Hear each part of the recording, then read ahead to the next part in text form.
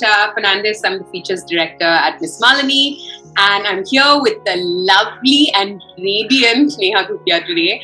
This week, August 1st to August 8th, is Breastfeeding Week, and Neha from 2019 has been very vocal about her support for breastfeeding.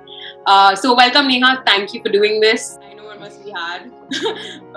Hi, no, it's not hard. Honestly, I just feel like especially when you're pregnant, you just want to be associated, whether it's like, press or people at work or, just friends, just want to be associated with everybody who understands what you're going through. So the fact that you said it must be hard makes it much easier. But there are a lot of them saying, oh, pregnancy to hair. And I'm just like, no, it's a lot of work. Like, it's a lot of work. But I mean, now, yeah, because I'm getting bigger. I have one baby outside and, there's another one growing inside. So, the second pregnancy is always very, very different. Like, I can actually write a book on my second pregnancy before I write on my first. One of the first things I was wondering about, because in all of the research you ever do about, child raising children, and everyone from their personal experience says the second one is somehow harder than the first. Absolutely. Now, you're sort of, you have twice the amount of love, you have twice the amount of responsibility, you have twice the amount of madness. And I know exactly the beats that we'll be going through. I feel like Meher has given us so much joy that she's the reason why we've actually had the courage to have another baby. Because, if having children is so beautiful, then why stop at one? Like, my attitude is that. And then I've always been like, I've not been that one and done parent. Like, I've always wanted to have two children. So it's different. The second pregnancy, I feel, the beat. So, you're working on caution. And I was telling someone else as well that if my first pregnancy was in the midst of the pandemic, I'd be, a little more freaked out and a very different, to be parent or to be mom. But now, because I know the beats of the pregnancy, the only thing that I'm fighting is like, and consistently making sure that I do right all the cautions I need to take in the midst of the pandemic. Like, we all got COVID. I was more in control even then, because I knew, all the beats of being pregnant. So that's one thing that I wasn't worried about. Yes, the pandemic was something that worried me, like it worried everybody else. The first time around, you're like, you get all the advice from the world. Everybody wants to like say, ye karo, wo karo, people's like theories, myths, experiences. Second time around, there's no one checking you, because you're like, she's been through this.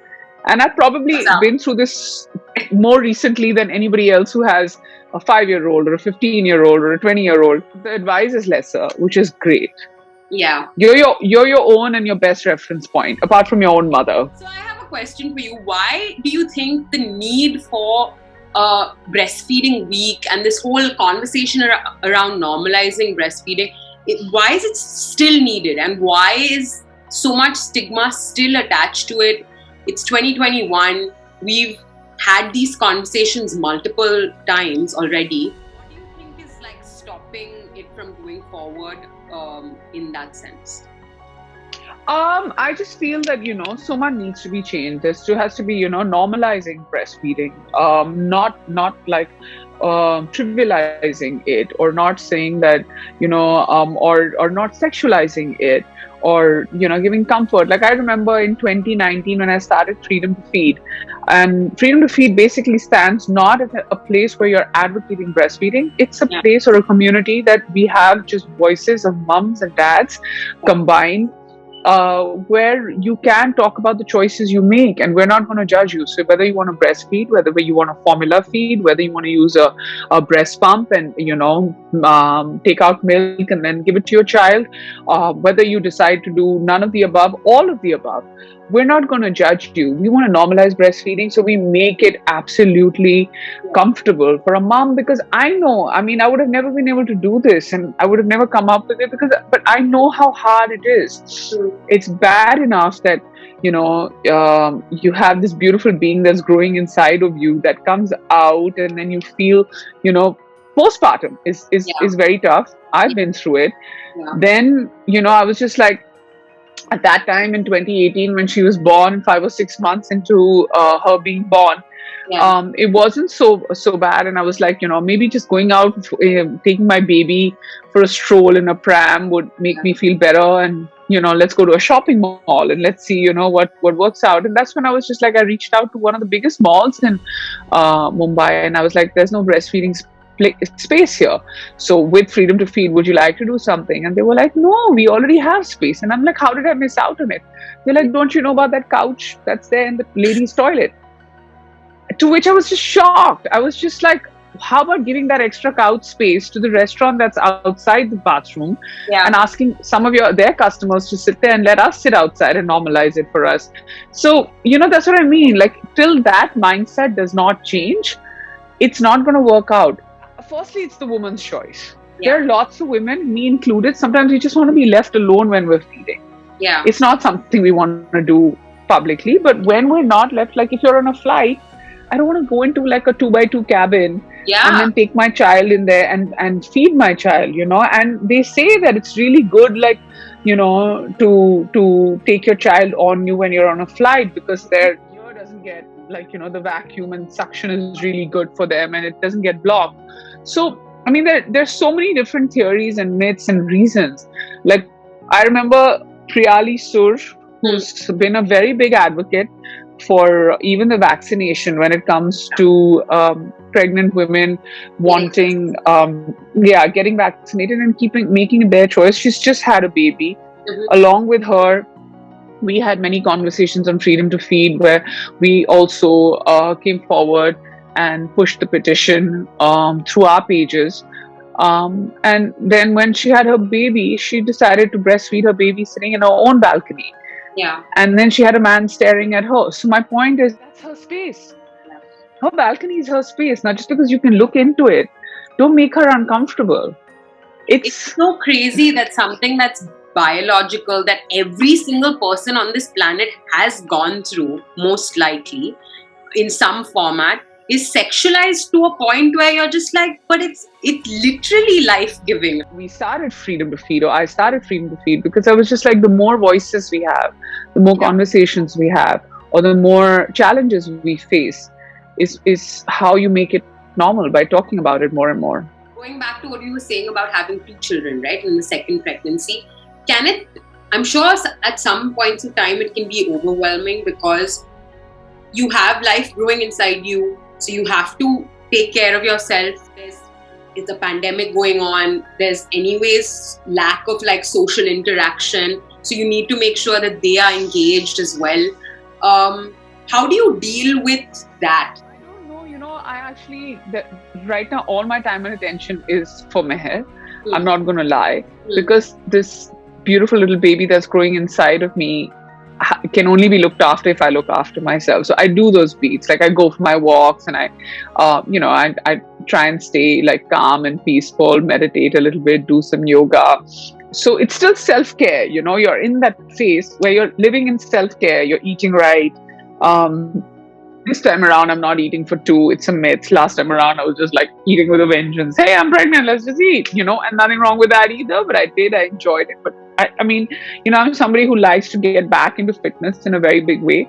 It's not so much, my size never matters to me, but, fitness is something that matters. So it took me much longer to get back into it. So I don't want to take such a long break. So, I am doing the self-care bit, sleeping longer hours and all of that.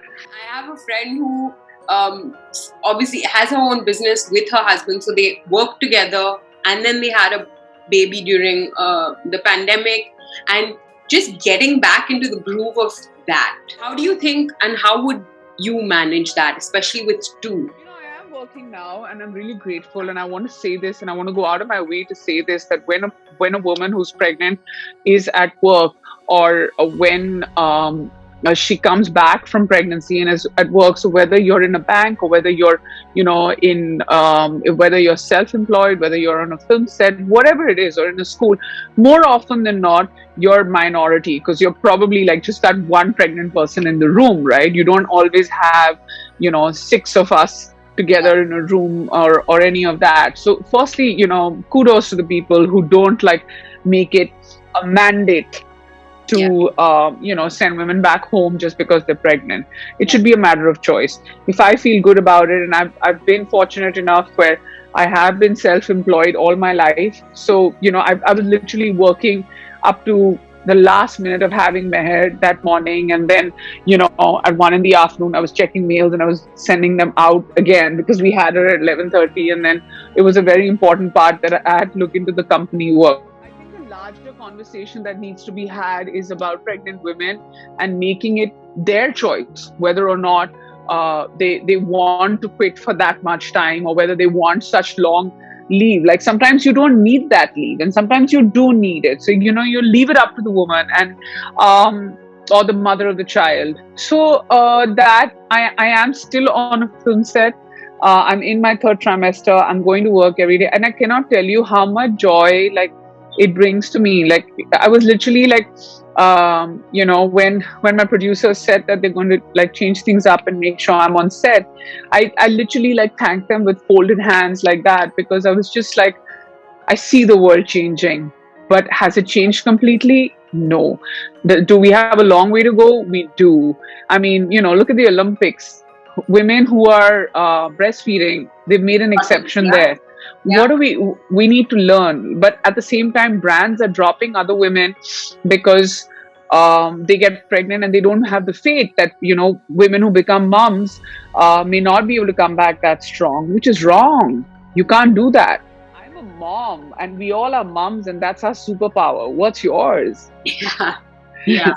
Seriously, I'm in awe constantly, because this past year, like I said, so many of my friends had babies, and I'm just like, wow, you guys are just superhuman in a sense.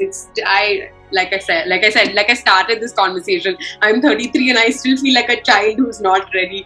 So I was the same. Going back to freedom of speech and how it's evolved from 2019, you would mention that the platform includes the fathers as well, men as well. And I think that's so awesome. Is there something that you've seen from when it started to now that the initiative benefited from including men in the conversation? Because this is something that Malini keeps saying as well, that it can't just be about women, you have to include men in the conversation and highlight positive masculinity where it is. I'm a big believer in that, and I feel that there's so much that fathers and equal parenting can bring to your child, to your relationship, to your moments when you feel that you can't physically as out of the parents. The mother can do so much more, whether it's feeding, whether it's carrying the child, all of that. But when it came to Angad, so with Meher, whether I had hunger pangs, and after you finish breastfeeding, you feel like you run a marathon, and from thirst to sterilizing my all the stuff that I needed, to burping her, he was the expert at it. And I feel like equal parenting is such an important conversation to have, and the fact that as moms, we think we know so much, but it's time to give our partners enough and more credit, because give them some time and take some time off, and embrace the fact that equal parenting is something that is really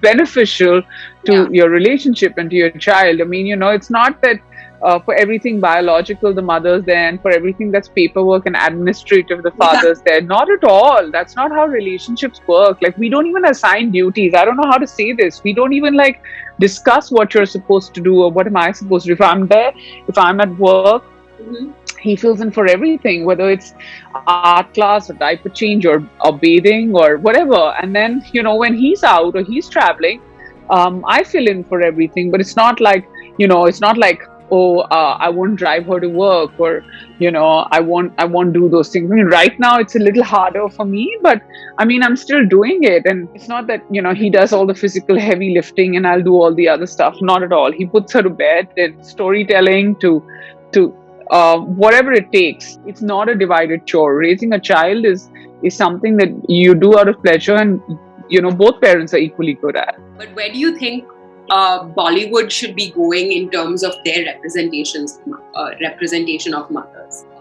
Representation of mommies and mommies to be in the movies, and combining real life. I feel like a lot has changed, a lot needs to change. Women who are pregnant should also have the opportunity to continue working in projects. And I'm saying this because, I know someone with a minor tweak on how I have been able to get on a film project, and it feels amazing because mentally you want to be in a place where, it shouldn't be one of those things, oh, you're pregnant, so now sit at home for this much time and we decide when we need to come back. The choice should be given to the woman. And representation of moms or parents to be when it comes to cinema, it is changing, but be sensitive to those little aspects or those minor tweaks that you can change. Off late, I saw a film which was called Mimi, and very sweet film. So I mean, with little projects like this, you're heading in the right direction. Or my producers changing things around for me, and I'm ever so grateful to them for changing things around for me, and saying that, hey, just because you're out there playing a certain part does not mean you can't get pregnant, because probably in real life you can get pregnant, even in the film you can. So they change things for me. So I'm ever so grateful to them. Literally, I looked at them and I was just like, thank you. I just like folded both my hands and bowed down in front of them, because it's so liberating and it's so empowering to be able to be pregnant and then be on a film set. And don't treat us like it's our weakness that we're pregnant. Treat us like it's our strength that we are, and that's the most important thing. Last question, because I don't want to take up too much more of your time. I just want to know, with regards to the pandemic and resultant anxiety bringing a newborn into the world, how have you dealt with it? What tips, what suggestions do you have for other mothers to deal with that anxiety? Because I know it's real. We have so many of these conversations on Girl Tribe that I just want to know what you think. I think it's just so important to firstly talk about it. If you're going through something, I mean, you talk to somebody who you have faith in, a friend, a fellow mother, your own mom, whoever, your partner. Please talk to someone. Secondly, with regards to the pandemic, stay positive. Thirdly, we have the option now as moms, whether you want to take the vaccine or not. So read up about it, see what's good for you, see what's good for, this beautiful human that's growing inside of you. And don't base anything on paranoia. I'm somebody who had a mild bout of COVID. Everybody in my house around me, they were like, between family members and staff, 9 of them had COVID. We got out of it. A large part of it is thinking positive and thinking that everything will be okay, because everything is okay. Yeah. So the last thing you need as somebody who's as a parent to be is the stress of thinking worst case scenarios. So I feel like lots of positivity is what you need. But apart from that, my little advice is work on caution. Like when you know that you're going to go into a crowded place, just avoid it. Be a little more responsible for yourself, your baby, for everyone around you.